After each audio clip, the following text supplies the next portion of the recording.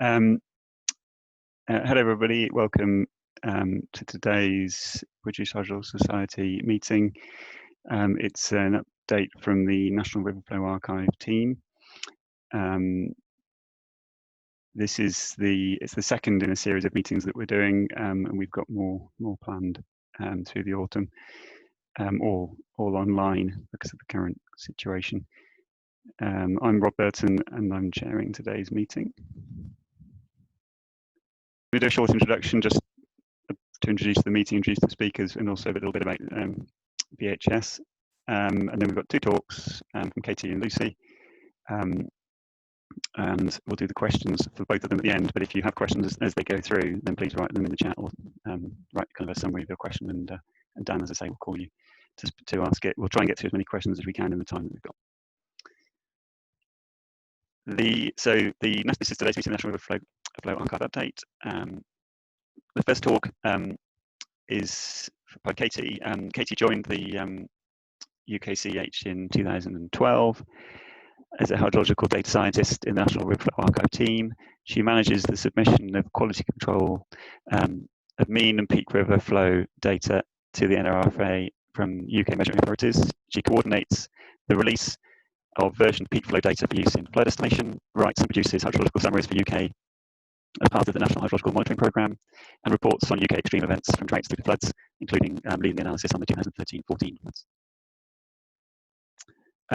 So Katie's talk is on the volatility of UK hydrology. It links really nicely to the last one we had where Richard Maxted was talking about flooding through last winter. So Katie's going to tell us how we went from that situation through to potential drought in kind of a matter of months. So thank you for that introduction, Rob, and thank you for the invite to come and speak this afternoon. So I'm going to talk about, as Rob has said, the volatility of UK hydrology from floods to potential drought in the space of a few months. So although Rob's introduced me personally, the work I'm presenting here is by far a huge team effort with my colleagues both within UKCEH and the British Geological Survey, who form the National Hydrological Monitoring Programme team. And the work also wouldn't be possible without the provision of river flow data from the 4 UK measuring authorities, rainfall data from the Met Office, and reservoir data from UK water companies. We thank them, as always, for their continued support of the NRFA and NHMP's work, particularly recently with home working situations. So in this presentation, I'm first going to just do a quick introduction to what the National Hydrological Monitoring Programme is. I'm then going to talk about the hydrology of February 2020, building on Richard's excellent talk from a few weeks ago, but I'm going to give a sort of more national perspective to that. I'm then going to go on to talk about what happened over the spring, March to May, and the remarkable transition that we had from February through to May, and then quickly touch on what's happened since. So just a quick introduction to the NHMP. The National Hydrological Monitoring Programme is a project that is jointly undertaken between UKCEH and the British Geological Survey, and that's been going since 1988. We provide the authoritative reporting on the hydrological situation for the whole of the UK by using the National River Flow Archive's data to put the current hydrology and events into a historical context. And through the NHMP, we produce a wide variety of publications. Produce a monthly hydrological summary, which hopefully most people are aware of. And we also produce more detailed reports and papers on extreme events. The examples you can see there are the most recent ones on 2015-2016. But we do actually have 2 in preparation at the moment, one on the 2018 drought and 2019-20 floods. It's a good advert for hydrological volatility right there. And something we've been doing more recently is some more fast response sort of blog posts and briefing notes on the extreme events, which you can see in the bottom right there. So that's something that we try and turn around to put some extra analysis on top of the usual hydrological summary. Okay, so back to February. February was an extraordinary month, both meteorologically and hydrologically.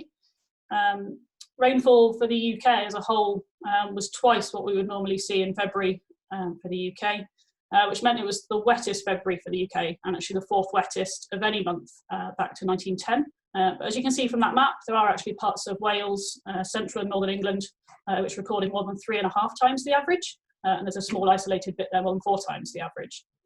Now this extreme rainfall was on the backdrop of a wet winter through 2019-20, and that and the successive storms that we had in February resulted in very high flows across a large part of the UK, which you can see in that map there on the right.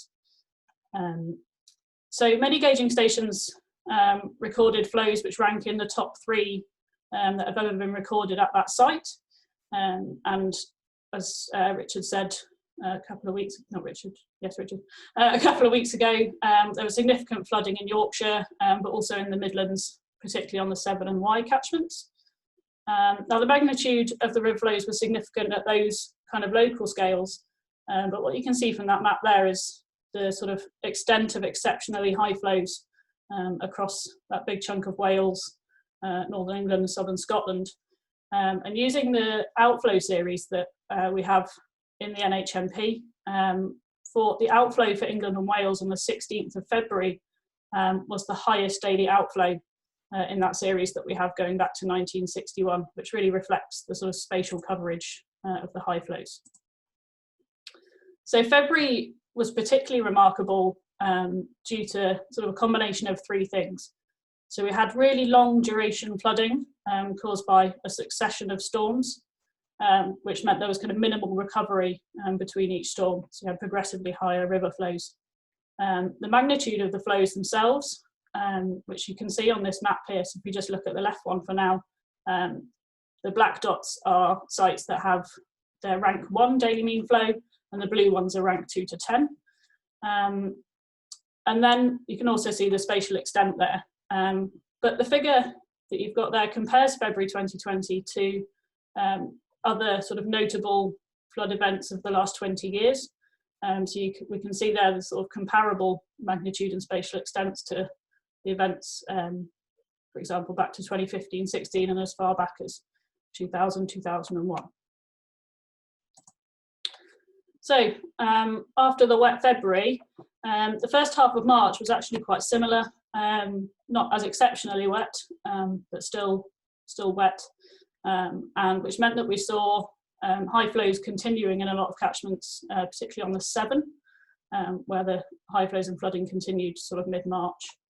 But from mid-March to the end of April, this is when the dry and sunny weather persisted, and there was little appreciable rainfall over that 6 weeks, particularly in northern and western parts of Britain. So you can see on the map on the left, it shows a large part of the north of the UK recorded less than 30% of the average that we would expect for April.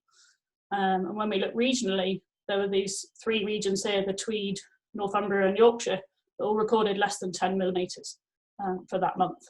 So as you would expect with that period of prolonged dry weather, the river flows were dominated by steep recessions in many catchments. And what we saw by the end of April was that monthly mean flows were below normal across much of the north and west of the UK, which you can see on that map there on the right. We actually had some new low monthly mean flow records in some parts, contrasting to the monthly mean high records that we saw at the end of February. So what we saw in May was the dry weather continuing with less than 25% of average across much of England and Wales.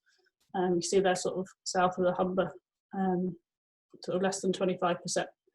But this time we saw the focus of the dry weather shift from the north and west in April through to southern England in May. And you can see there the Thames, southern and Wessex regions were the driest and seeing 4 and 6 millimetres of rain across the whole of May. There's also record-breaking sunshine, which I was very keen to make a song and dance about in the Met Office, which May ended up being the sunniest calendar month on record. And the recessions that we saw in April continued into May as a result of this continued dry weather. And it was actually only the north and west of Scotland that saw any appreciable rainfall and any kind of modest flow responses during the month of May. So all this dry weather and increased demand from COVID lockdown meant there was a dramatic decline in reservoir stocks across most of the UK by sort of over March, April, May. And although no temporary use bans were issued, there was a big rollout of use water wisely campaigns and water being pumped into the system to meet demand. By the end of May, we had some reservoirs were as much as 15 to 20% below what we would expect for that time of year. And when we look across England and Wales as a whole, we actually had the lowest end of May stocks for England and Wales in a series from 1990. So this is just a slide to cover a few of the impacts from that sort of 10 weeks or so of dry weather.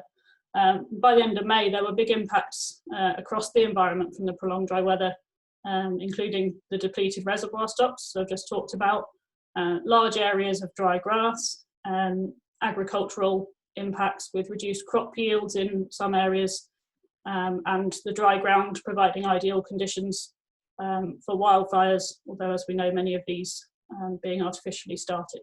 But it's just the dry weather creating the ideal conditions for them to spread.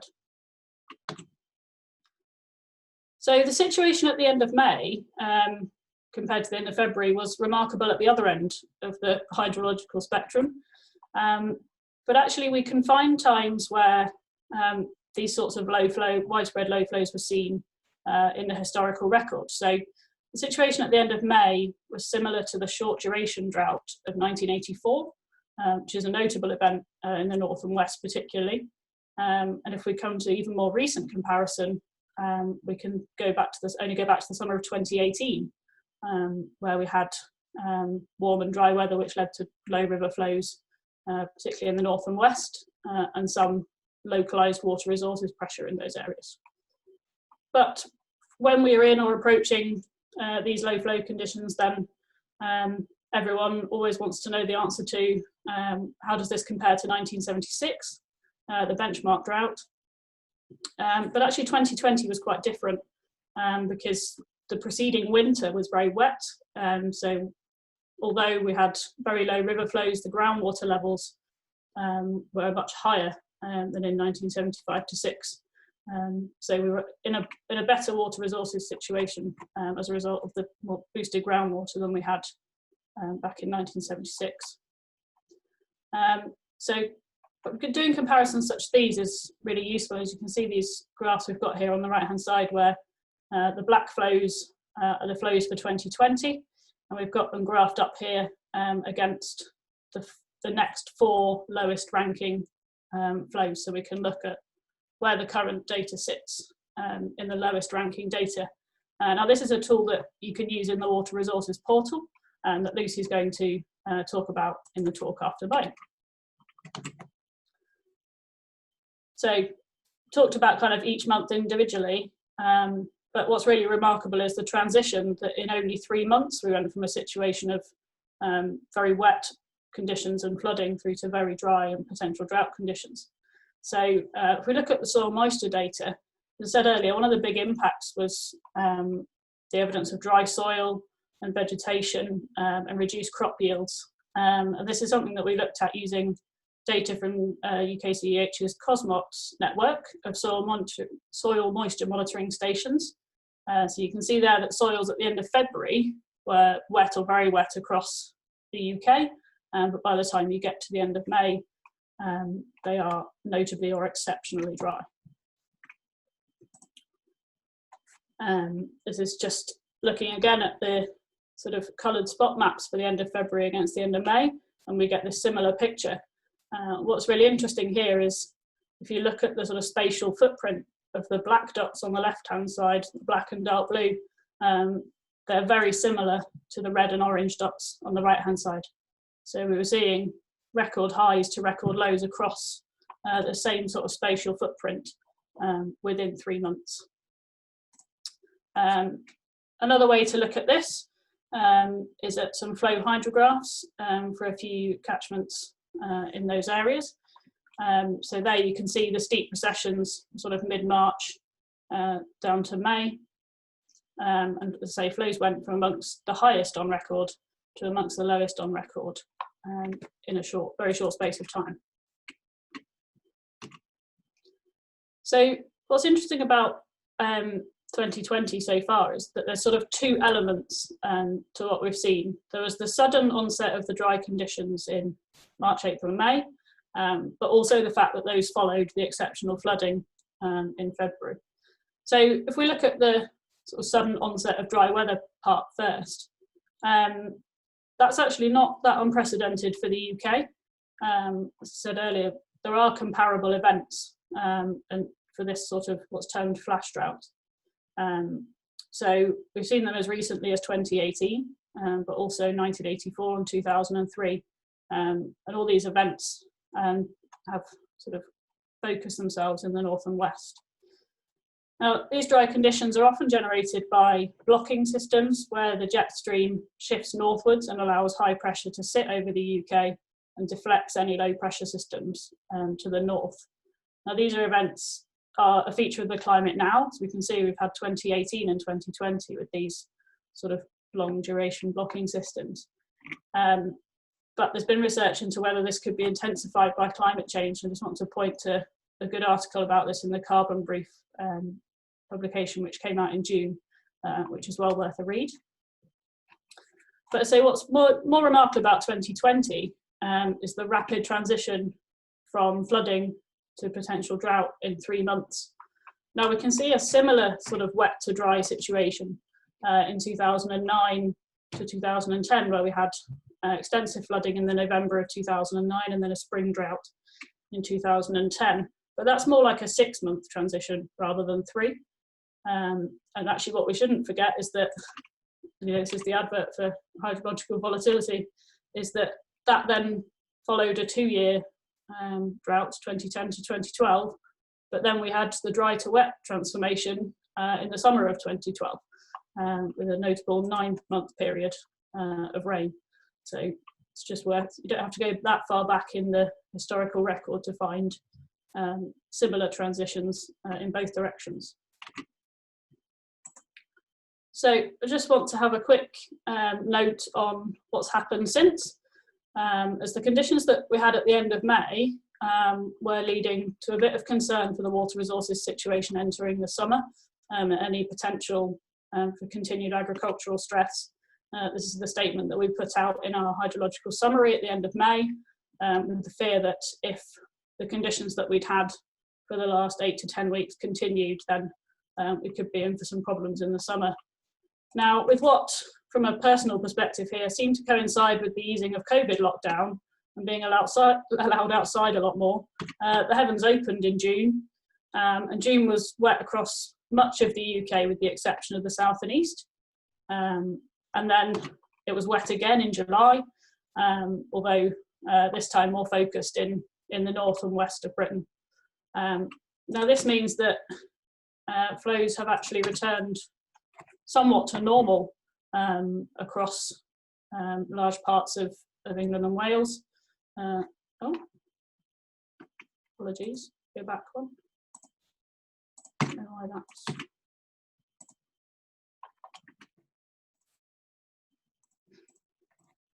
Bear with me a second, I don't know why it's gone. There we go. Flows have returned to normal or slightly below across most of the country. And in those areas, I don't know why it's skipping, sorry about this. In the areas where we had the most concern, up in the north and west, we've actually seen quite a big recovery in flows, where we've seen exceptionally high flows in some catchments when you average across June and July in the north and west of Britain. I don't know why it's not letting you look at that map. I apologise, but the hydrological summary is out tomorrow, so there'll be more information in there. And I'm going to finish there and hand over to Lucy, who's going to do the second talk, and then, as Rob said, we'll do questions at the end of both.